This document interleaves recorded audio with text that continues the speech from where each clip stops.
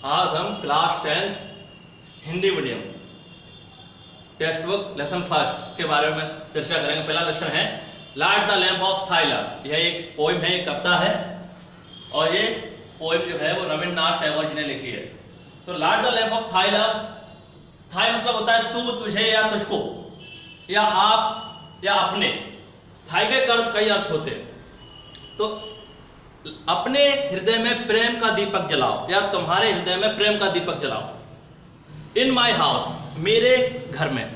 यहाँ पे जो हाउस का संबंध है मेरे हृदय से लिया गया है। इन माई हाउस, मेरे हृदय में या मेरे घर में। विथ थाइन, तुम। ऑन हैंड, अपने हाथों से। मेरे हृदय में तुम अपने हाथों से, हे ईश्वर मेरे हृदय में तुम अपने हाथों से light the lamp of thy love, प्रेम रूपी दीपक जलाओ, प्रेम का दीपक जलाओ। Thy transmitting lamp and tracing wonders are its ray, इसकी अद्भुत किरणें मेरे अंदर प्रवेश करेंगी या मेरे अंदर प्रवेश करके मुझे बदल देंगी। Change my darkness to thy light lord, हे ईश्वर जो मेरे अंदर अंधकार भरा हुआ है, जो अज्ञान भरा हुआ है, उसको क्या कर देंगी, वो परिवर्तित कर देंगी, बदल देंगी। Change my darkness to the light, और उस जो अंधकार से मेरे अंदर क्या उत्पन्न हो जाएगा, रोशनी उत्पन्न हो जाएगी और प्रकाश उत्पन्न हो जाएगा। And my evil into good, और मेरे अंदर जितनी भी बुराइयां हैं, मेरे अंदर जितनी भी बुराइयां हैं वो सभी अच्छाई में तब्दील हो जाएंगी, अच्छाई में बदल जाएंगी। Touch me what once and I will change, हे ईश्वर एक बार मुझे छू लो, हे ईश्वर एक बार मुझे छू लीजिए, इससे मैं पूर्ण रूप से क्या हो जाऊंगा, परिवर्तित हो जाऊंगा, बदल जाऊंगा। All my clay into thy gold, और मेरे जो क्ले मतलब होता है मिट्टी, मिट्टी का संबंध यहाँ पे है कि मिट्टी जैसा जो मेरा जो शरीर जो है वो मिट्टी का है, वो इनटू थाई गोल्ड, वो किस में बदल जाएगा, सोने में बदल जाएगा। सोने का संबंध है यहाँ पे, वो शरीर कैसा हो जाएगा, पवित्र हो जाएगा, पाक हो जाएगा। All the senses lamps that I did light, और मेरी जितने भी ज्ञान इंद्रियां हैं, जितने भी क्या हैं, ज्ञान इंद्रियां हैं जिसके अंदर प्रकाश है, सूटेड टू वरिस, जो तो क्या है कि जितनी भी ज्ञान इंद्रियां थी वो बिना प्रकाश के वो क्या, उनमें क्या हुआ, वो और चिंतनों से वो राख हो गई। सूटे मतलब होता राख होना, कालिक होना। Sitting at the door of my soul, हे ईश्वर इसलिए मैं आपसे प्रार्थना करता हूं आप मेरे आत्मा के द्वार पर बैठ जाओ। कहां बैठ जाओ, आत्मा के द्वार पर बैठ जाओ। लाइट थाई रिसरेक्टिंग लैम्प, जिससे क्या होगा, मेरे अंदर आपके प्रकाश से मैं पूर्ण जीवित हो जाऊंगा, पूर्ण निर्मित हो जाऊंगा। तो ये थी कविता जो मैंने आपको बताई। इसमें कुछ वर्ड हैं जो आप, और इसके नीचे मैं आपको बताना चाहूंगा जिसमें जो रेड जो आपका जो कॉलम दिया हुआ है अबाउट द पोएम, उसके बारे में भी आपको बात कर रहा हूं। जैसे कि उसमें सेंट्रल आइडिया पूछा जाता है, तो देखिएगा, it is a simple prayer by Rabindranath Tagore, यह एक सरलतम ये क्या है, एक प्रार्थना है जो कि रविन्द्रनाथ टैगोर जी के द्वारा रचित है, लिखी गई है। He praise to God to light the lamp of his love in his heart to remove the darkness of ignorance. वे ईश्वर से प्रार्थना करते हैं, क्या करते हैं, ईश्वर से प्रार्थना करते हैं कि हे ईश्वर मेरे अंदर प्रेम रूपी दीपक जलाइए, जिससे क्या होगा कि मेरे अंदर जितना भी अज्ञान और जो अंधकार भरा हुआ है वो दूर हो जाएगा। The wonderful rays of the lamp would transform in evil into good, जो जिससे कि आपकी जो किरणों की, जो दीपक की अद्भुत जो किरणें निकलेंगी, अद्भुत रश्मियां निकलेंगी, वो मेरे अंदर जाएंगी। तो इससे मेरा क्या होगा, शरीर जो है उसके अंदर जितनी भी बुराइयां हैं वो सभी अच्छाई में तब्दील हो जाएंगी, अच्छाई में बदल जाएंगी। क्ले इनटू गोल्ड, और मेरा जो मिट्टी जैसा जो शरीर है वो सोने में तब्दील हो जाएगा, यानी कि परिवर्तित हो जाएगा। सोने का संबंध यहाँ पे पवित्र पाक हो जाएगा। And would free him from all the worries of life that have been plaguing him, और जो मेरे अंदर जितनी भी चिंताएं, जो दुविधाएं हैं वो मुझे परेशान कर रही हैं, जिससे कि क्या हो जाऊंगा मैं, आपके उस प्रेम रूपी दीपक से मेरे अंदर जितनी भी चिंताएं हैं वो सभी क्या हो जाएंगी, दूर हो जाएंगी। बच्चों जो मैंने आपको पोएम बता दी, उसके नीचे जो आपका जो नीचे सेंट्रल आइडिया होता है, जो मेन जो इससे प्रश्न पूछा जाता है, तो वो भी आप इससे देखिएगा। तो वो मैंने आपको इसके लिए हिंदी मार्थ बताया है, दोनों ही चीजें बता दी, इसके बारे में बता दिया, उसके बारे में बता दिया। तो ये थी कविता जो मैंने आपको बता दी। इससे बच्चों इससे कुछ ऐसे प्रश्न पूछे जाते हैं, जैसे कभी कभी इससे पूछ लिया जाता है कि सिनोनिम्स, एंटोनिम्स, तो ये सारे प्रश्न भी इसके अंदर से बनते हैं। जैसे कि मैं आपको बात करूंगा देखिए बच्चों, जैसे कभी कभी इसमें से बहुत महत्वपूर्ण प्रश्न पूछा जाता है, एक दो वर्ड में कुछ वर्ड ऐसे होते हैं जो इसमें आपको बताना चाहूंगा। जैसे एक वर्ड आता है डार्कनेस। डार्कनेस, डार्कनेस मतलब होता है अज्ञान, वो अंधकार। तो इसका पेपर में पूछ लिया राइट द सिनोनिम्स। क्या पूछ लिया? सिनोनिम। सिनोनिम मतलब जानते हो, सेम मीनिंग या सिमिलर मीनिंग।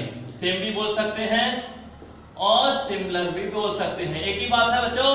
तो देखिएगा, इसका मतलब होता है हिंदी में पर्यायवाची शब्द या समानार्थी शब्द। तो डार्कनेस, तो डार्कनेस जो वर्ड है आपको कोई लाइन दे दी जाएगी, कोई पंक्तियां दे दी जाएंगी, उसके अंदर से ये पूछा जाता है। तो डार्कनेस मतलब होता है अंधकार। तो सबसे पहले जैसे कि मैंने आपसे पूछ लिया, इन 4 लाइनों में बीच की 4 लाइनों के बारे में अपन लोग बात करें। यहाँ पे ये लाइनें दी गई हैं 1 2 3 4, ये 4 लाइनों के बारे में अपन लोग बात कर रहे हैं। इन 4 लाइनों से मैंने आपको वर्ड दे दिया है डार्कनेस। क्या दे दिया है? डार्कनेस दे दिया है। तो सबसे पहला क्वेश्चन होना चाहिए कि डार्कनेस जो वर्ड दिया है वो उन 4 लाइनों में कहीं दिया है क्या? तो बच्चों उसमें देखिएगा गौर से, आप उन 4 लाइनों में कहीं दिया है तो उसका आंसर आपको बाहर से देना पड़ता है। 99% ऐसा माना जाता है कि इसका आंसर उस बुक में उस 4 पंक्तियों में नहीं होगा। तो अपन सबसे पहले देखेंगे कि ये डार्कनेस जो वर्ड है वो 4 पंक्तियों में दिया हुआ है, इन 4 पंक्तियों में लिखा है, इसलिए मानेंगे कि इसका आंसर आपको बाहर से देना पड़ेगा। इसका मीन्स आपको पता होना चाहिए, सेम वो आपको बाहर से देना पड़ेगा। तो इसका आंसर होता है बाहर से इग्नोरेंस।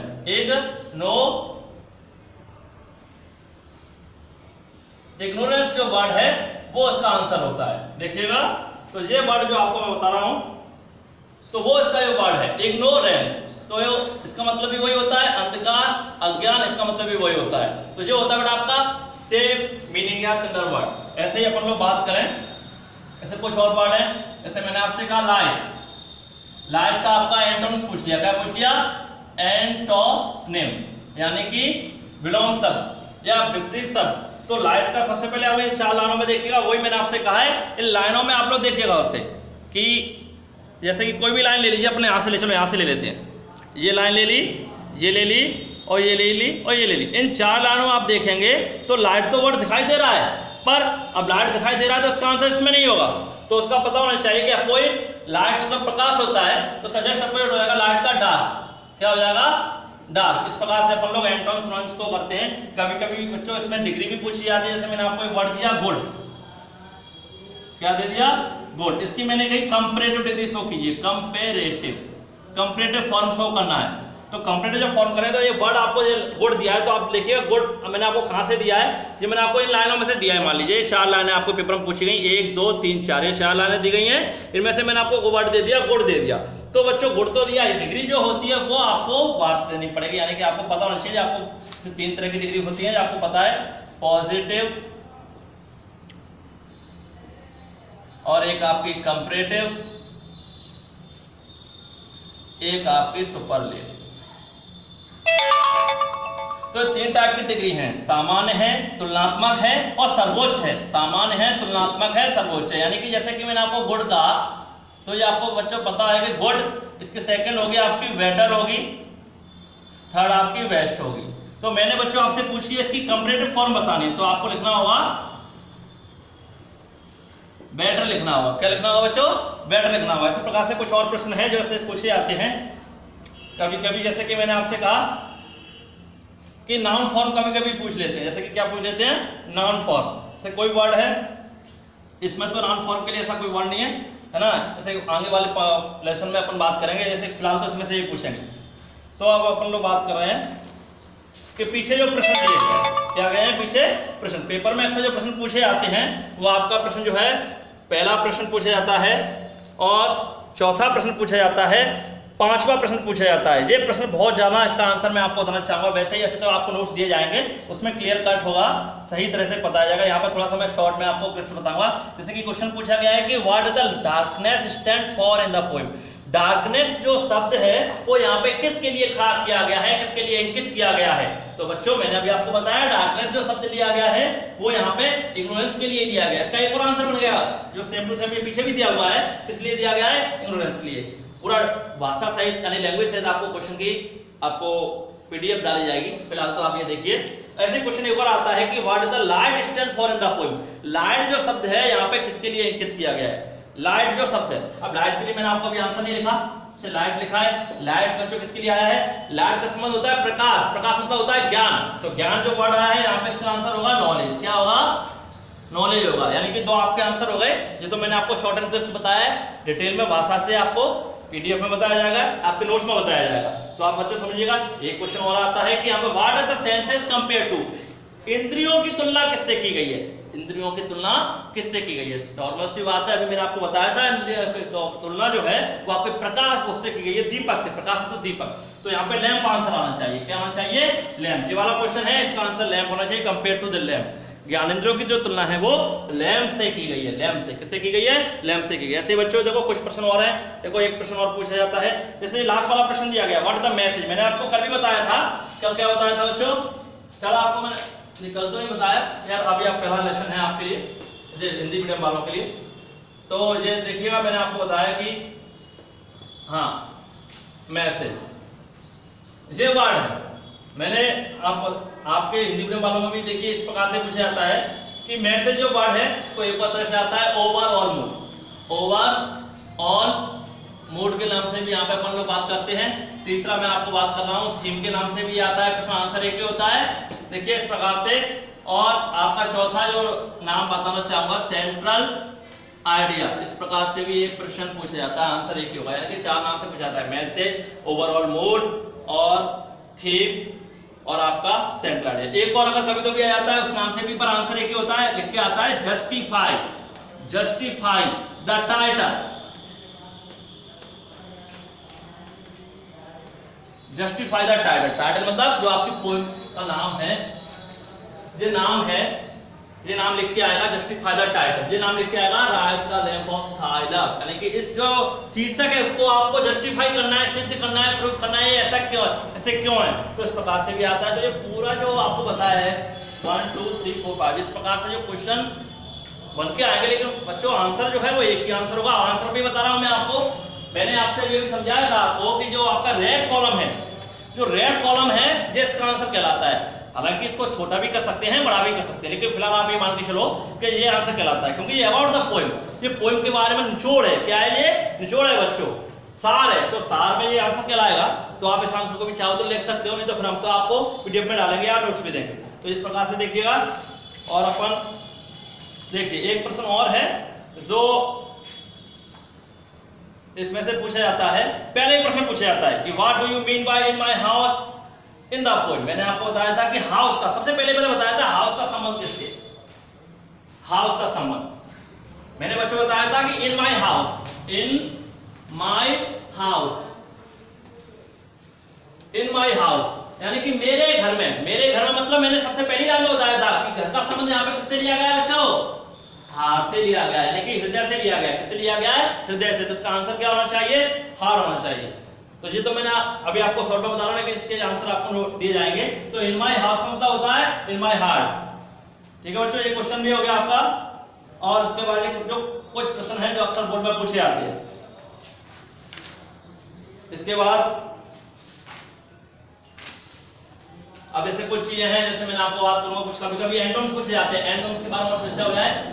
एंटोनिम्स, एंटोनिम्स जैसे कि मैंने आपसे बताया था कि लाइट का तो बच्चों ने बता दिया, दोबारा पढ़ने की जरूरत नहीं है।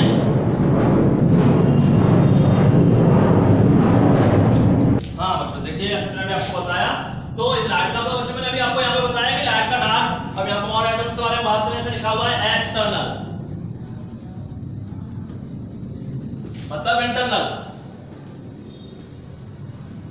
के बाद अपन बात करें जैसे कि क्या है? Senior, junior. ऐसे एक और है यहाँ पर देखिए, यहाँ पे लिख देता हूं इविल। इविल मतलब बुराई, तो इसको अपन गुड कर सकते हैं। क्या कर सकते हैं? गुड। इस प्रकार से आपके एंटोनिम्स हो गए। और कुछ मैंने यहाँ पे भी आपको बता दिए, सिनोनिम्स भी बता दिए। तो ये थी, ये आपका पार्ट था जो मैंने आपको पढ़ा दिया, कंप्लीट कर दिया है।